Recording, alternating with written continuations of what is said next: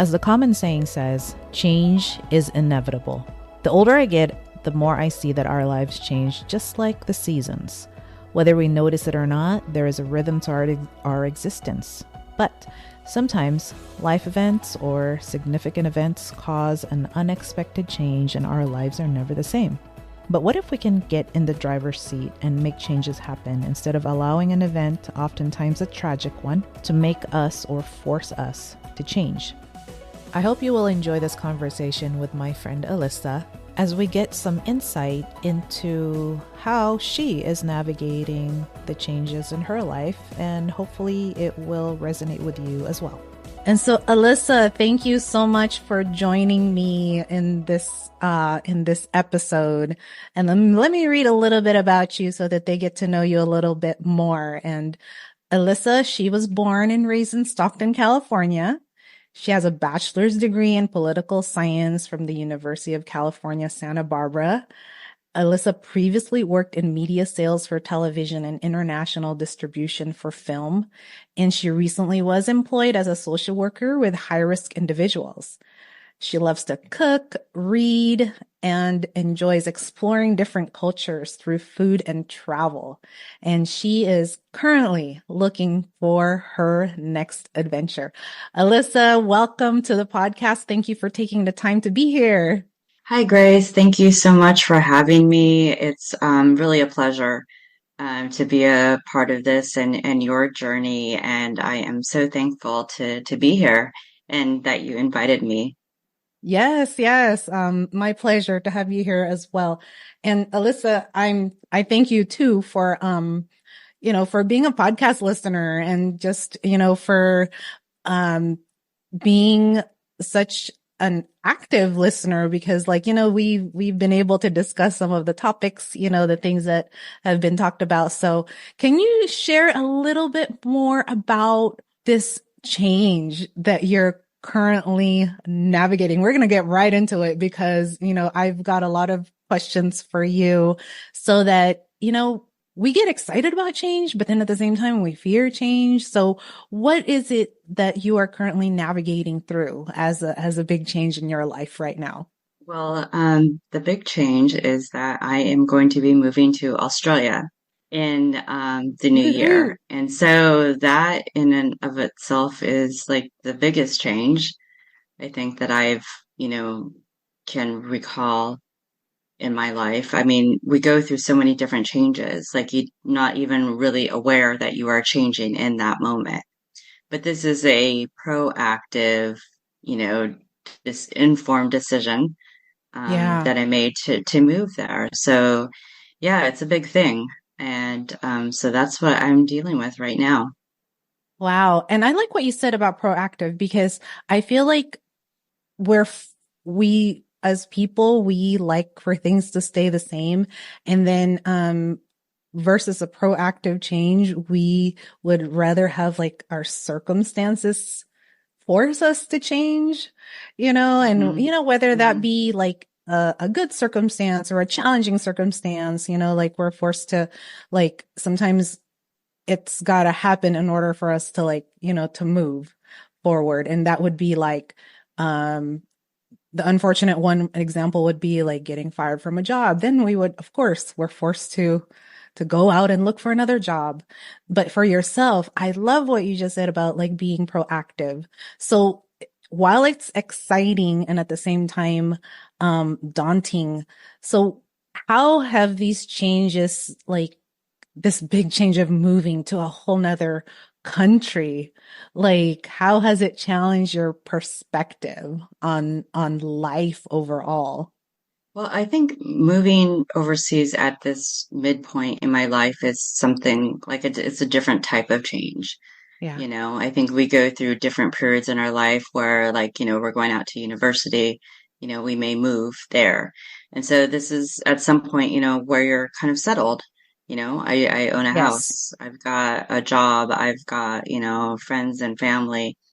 But I think, you know, in one of our earlier conversations, I had said that in my 20s, I had backpacked around Europe and I had gone to Europe several times through my 20s. And by my late 20s, I I was like, I want to move to Europe or I want to move somewhere that's not in America. And instead, I moved to LA, which is Yeah. pretty far from Stockton.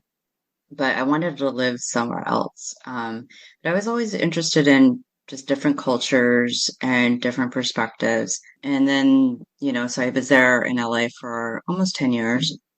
And, myself, I always thought that I'm different. I'm a nonconformist. Mm. And the idea of change is aligned in that idea of being a nonconformist. And I thought being different made me weird.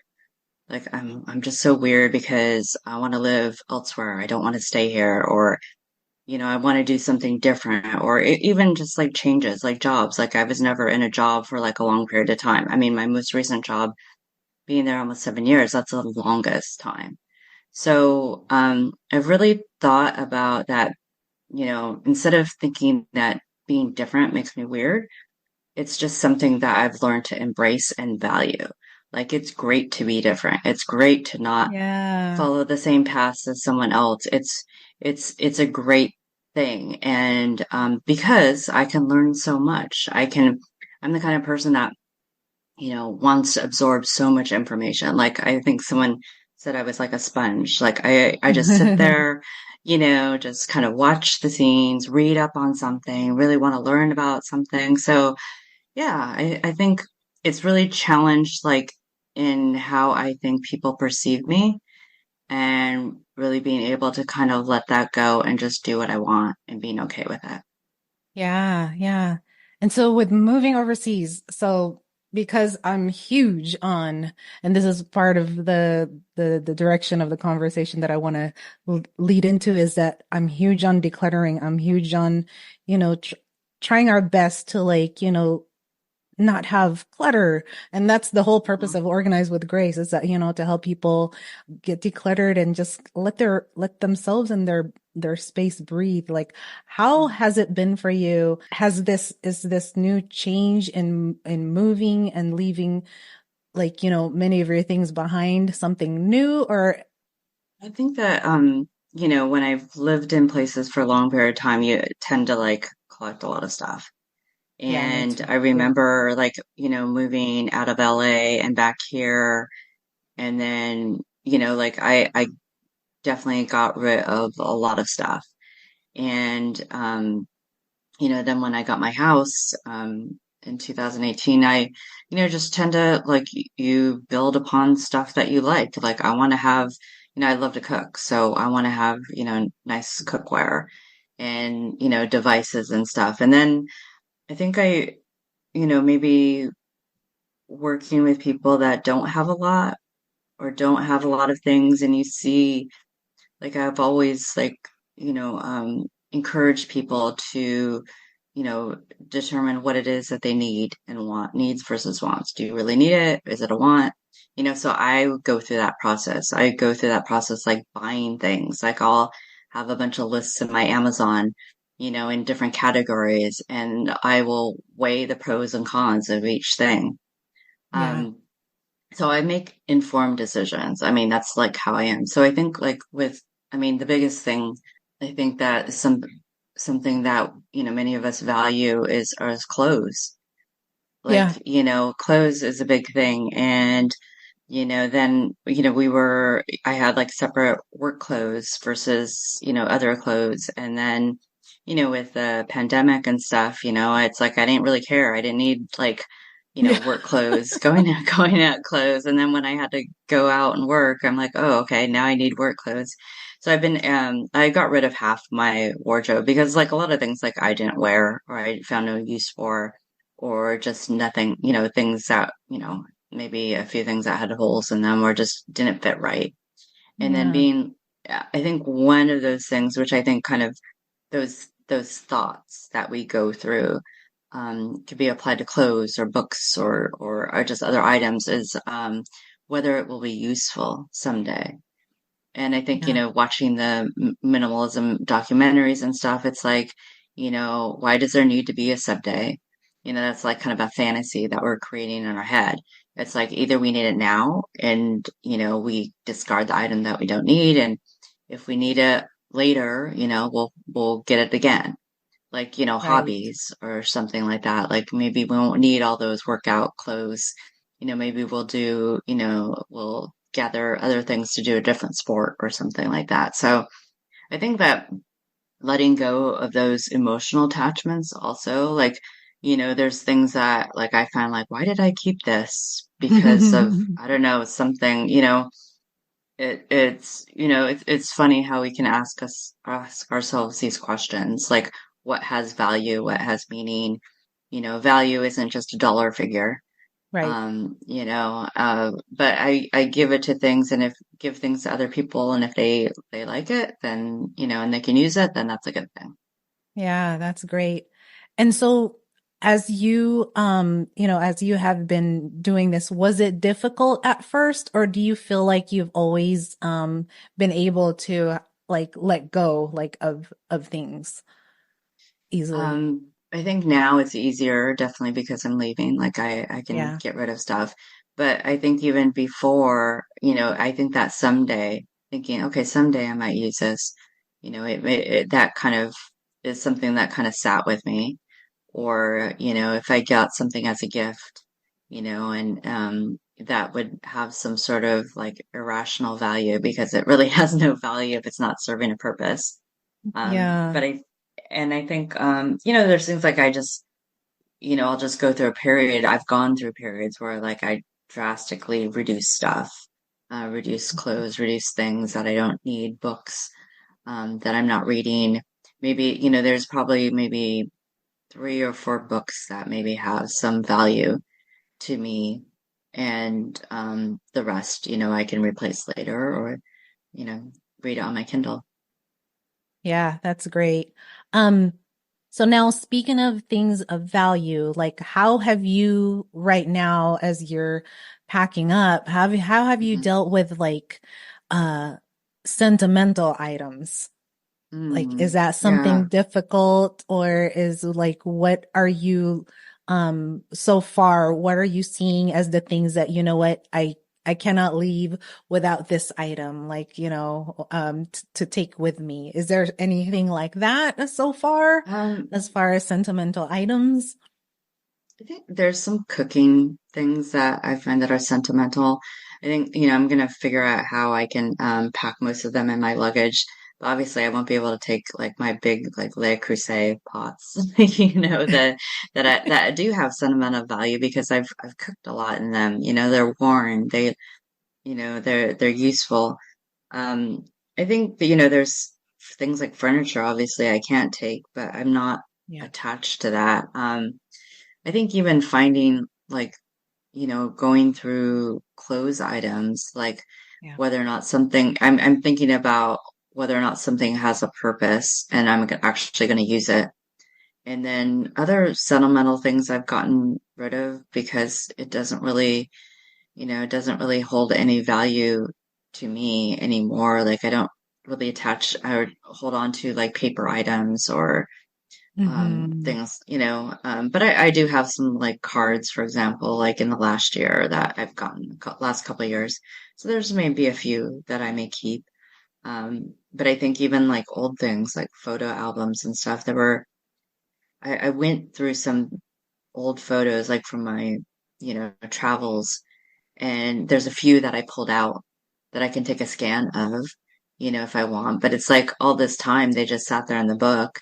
It wasn't like I Yeah. was looking at them. So I might just like scan them and then maybe able to like look back at them later if I wanted to. But yeah, holding like digital stuff is probably the way that I'm gonna go with like some documentation and Yeah. photos. Yeah. That's awesome. That's awesome. So, navigating change and choosing, was it difficult to make that choice to change to a whole nother, like, country? And, is it something that like, I still look back on what you just said. I just love how you said proactive. I just love that because it's like a choice that you are making. But how did you come to that, conclusion that, you know what, like it's time to, you know, I to think like, go? well, the main thing is that my partner he's a dual citizen, and And, he decided to move back. And, of course, I had to go try it out and see if I liked it. And I'm like, yeah. And I think it has to do with, the lifestyle that I could have, this lifestyle that Mhm. I want, the one that, that I'm making for myself. Like, I want to be active. I want to be able to travel still, do things. And I think there's just a comfortability factor that I felt there. And, I don't, being, I've always, like I said earlier, is that I've always thought I've been different. Yeah. And then over there, I can be different because I'm going to be the American or the Californian. Yeah, Yeah. so it's like that's not a big change. But I think I'll have access to like a lot of things that I like, and do now.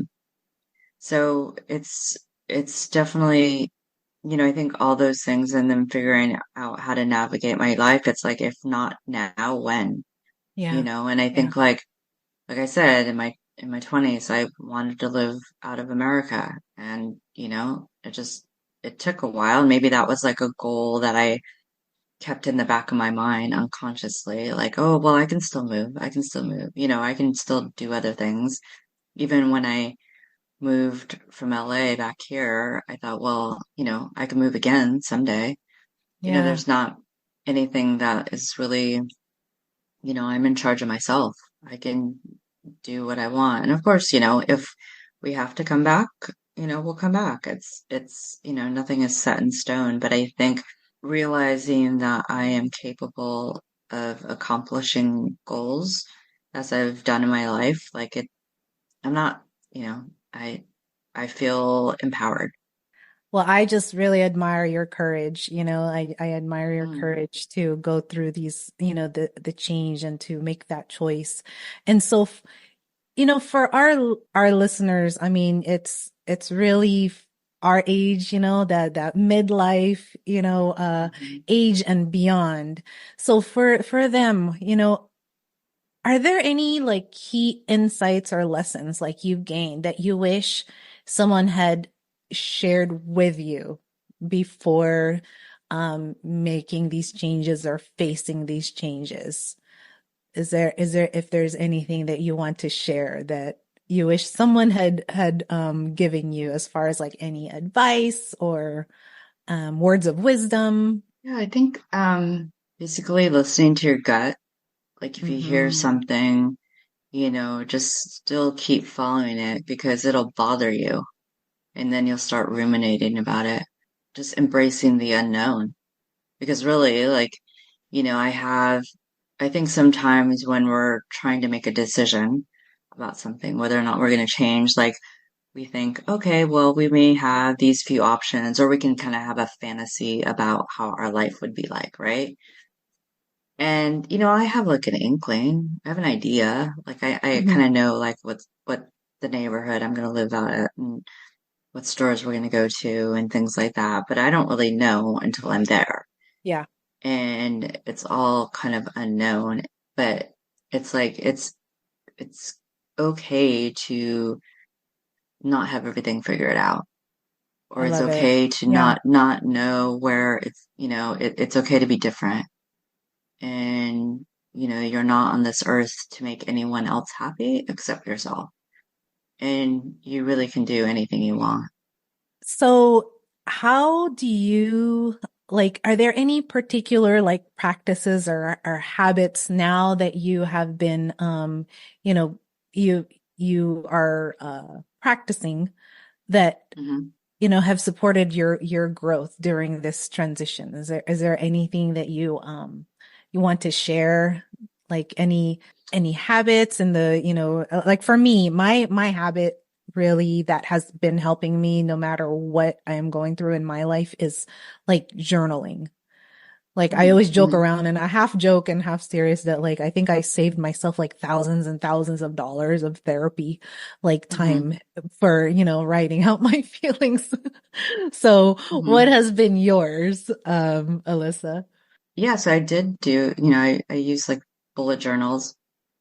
I did it for work mostly, and I did start a personal one, but I kind of stopped off like probably in April of last year, but I was going through a period like every day, like jotting out, like just like free form, Yeah, for every I day, love writing doing out that. something. Yep. And it was just kind of like even like my mood and stuff. And, it was kind of a part of a routine. I think routines and schedules are important to me. So Yeah. having that is maybe is a good way to process stuff. And who knows, I might pick that up later on. But I think really just telling myself that it is okay to process my ideas and opinions because it's not like Hmm. things come in like one instant and like that's the idea. Like it takes things to, it takes time to make things materialize and kind of let it grow. And I think another habit is like really just listening to myself and my own feelings instead of like Yeah, seeking validation from others. Because I would think like, that's well, is it huge. okay if I feel this way or that way? Or, and I think maybe part of that is, one, like either seeking validation, but also just venting Yeah, about stuff but now I just, instead of seeking stuff from others, I'll review events in my head and say, it's okay that I feel this way because this is my experience. So I think yeah, those habits of just really checking in with myself and allowing myself the space to grow and process, um, and think things out, even if I'm ruminating over something. Like it's yeah, because it just really kind of comes full circle back to me and telling myself and giving myself the okay. yeah. And that's great because what tends to what tends to happen is that, we do want to have others like, validate us, or we do like we feel this like natural need to like uh be have the approval of others, or like, Hmm. oh, what are people gonna think? But I just like, I just really admire you in that, like, you are trusting your gut. You are, following through on, on your dreams, on what you want to do. And these things that you've shared Hmm. are really like mindset shifts that I'm observing that you have made, Yeah. for yourself, like about embracing like the unknown. Do you see like, oh, how the old Alyssa would have done it versus like, Hmm. the new Alyssa? Do you see a contrast in that where, maybe 5 or so years ago you would have never thought about like, like moving or changing your life in this way. So have you seen the changes in yourself, like even in the past, like, 5 to 7 years? Yeah, I think yeah, it's funny that you brought up the growth mindset. Yeah, because I just reread the book by Carol Dweck about that, just which I thought was like confirming like I am a particular way, which is someone with a growth mindset. Yeah. I I think that maybe before, like I think fear. I mean, I know we've talked about that before, but like feeling the fear and doing it anyways. That's, Yeah. a quote that I'll throw out sometimes when, you know, um, when I think that I'm being fearful.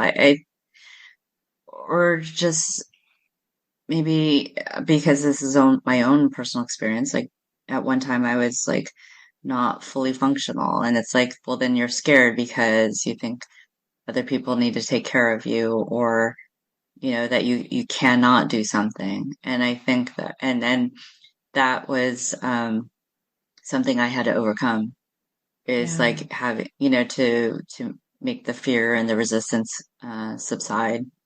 And support systems, you mentioned your partner. Is there any other, Mhm. like, has he been like a big support? Obviously, you guys are gonna Mhm. embark on this journey together. Mhm. What has that like? What support systems have you been able to, to have as you're navigating these changes? I was. thinking that like it's really, and and maybe this is a way of me inflating my own ego, but you rely on your family and your friends. But I've noticed that like physical activity is a great support. That's a Yeah, way that's to burn awesome. energy and refocus. Give my brain a break because like I notice when I get in that lull, like I don't want to do anything, like I'll, finish work and just sit on the couch and watch telly or, and then I'm like, okay, now I gotta eat. But when I create that schedule, in which I think like a bullet journal was really important to me because I'd check off the activities, like did I do yoga? Did I read? Did I take a walk? Did I drink water? Things like that. Like that, it's really your own support system, Yeah. that you have that's like in your back pocket and it's always there. It's not going anywhere. And you feel the fear, do the opposite, act the opposite, get moving, do something. And then learning really to rely on myself that I'm capable of providing my body with nourishment and nurturing it, and that in and of itself is a great gift to Yeah. give back Yeah. to me. Wow. That's awesome. That's awesome, Melissa. Mm. One other thing is I'm so excited to like where I'm so excited to mention this because as we are talking about navigating change, you are also being inspired to start something new, which is, can you Yes. tell us a little bit I know that you're at the beginning stages of it, Hmm. um, about mid reset. Yes, yes. So as I've been thinking about things even before moving, like in the back of my mind, I've always like, I want to write, and then I'm like, okay, I want to write what? Like write a book or write about my experiences and then I thought, well, I've gone through so many changes in my life. Like it's really, our lives are a bunch of chapters. And, Love that. sometimes we overcome like really like in the thick of it, like these really challenging experiences, like we don't know how to get ourselves out of or how we're going to make it through or how we are going to reinvent ourselves, in the next chapter. And so with that, I thought I would um, spend some energy and create a blog and a podcast called The Mid Reset to discuss about changes, especially in the midpoint of our lives in our 30s, 40s, 50s, and beyond. And maybe we want to change into a new career. Maybe we want to do something else. And I think the more that I talk about it with people in this age group, it's like I'm not the only one. Yeah. Like, Yeah. and I think that we at an early age are ingrained where we have to in our minds that we have to do one type of work, one career for the rest of our lives because Yeah. that's what our parents did. And it's like, no, we don't have to do that. I know so many people that go back to school or just change into a new career or do different jobs or do something that is not, the norm. And so I want to create a place where people can come and discuss those ideas and talk about it and what are the challenging challenges that may face you if you're thinking about a change but not sure how and feeling scared, because yeah, Mm, fear is a big part of it, and I think that's sometimes it's a barrier. And what is it that we can do to overcome that, and how can we create another life within our lives yeah. and do something different and feel empowered. That's awesome because I feel like if I think that you will just be such a wonderful support for the people that are going to be reading your blog and listening to your podcast because like you said, we tend to think that we're in this alone, but we're really not. There are so many of us that are considering this, and it's like I think for us to, I mean, that's I feel like that's how you and I like, came together is that Mhm. like wow, we have we're navigating through these changes and it's so nice to just be able to talk with you about it and to put words into what we're like experiencing and to know that we're not alone and that even though these fears are real, these fears will come, that we have a support system within like each other, to know Right. that like, okay, I can't be the only, like you said, I can't be the only one going through this. There's gotta be some more, more of us out there, right? Right, right. And then just like, talking and letting things kind of grow organically, in discussions and you're like, wait, I'm not alone. Oh, wait, you went through that too? And we Yeah, were feeling that at the same time. Like I think that's amazing. yeah, Also, there's I think with that fear comes shame. And, we feel ashamed for having certain feelings and we yeah, shouldn't feel that way. And I think right, right. only when we kind of like, get out of our cocoon and speak with each other, then we're like, okay, yeah, then we feel comfort Yeah, and no longer scared. And I think that helps us kind of want to achieve more yeah. because they're like, okay, I'm not the only one going through this. Yeah, yeah. And I love that. And that's really the essence of why I wanted to, talk with you about your experience is so that like, Mhm.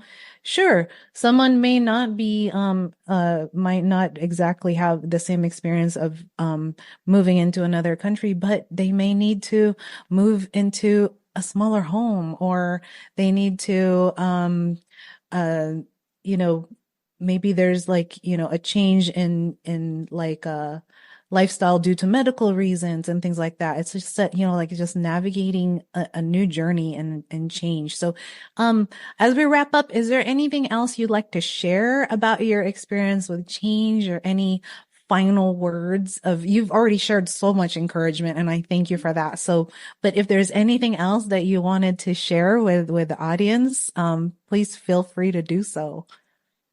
Sure. Well, change is hard to do when you are more concerned about what others think. Yeah. And then when you let go of that kind of that irrational demand in your head that you must do what others tell you to do, then you can really set yourself free. And process can take time. Yeah. And even, when you feel like you're stuck, like that's part of the process. And you may move a little forward, a little back, but you can definitely work your way to move forward and continue to work to change. And moving a little forward every day will propel you to the next step in your life. Thank you, Alyssa. And I am so looking forward to seeing your podcast get launched. And I'd love to have you come back when it does get launched. Maybe we can talk more about it, in another Yeah, that would episode. be So that fun. Hmm. I think so too. So again, thank you for being a listener of Organized with Grace. I appreciate you so much and I appreciate your time of being here. I think that this will really speak volumes to many of the listeners who are facing some changes, whether small or big in their lives. So thank you, Alyssa. Thank you so much, Grace, for having me. You're welcome.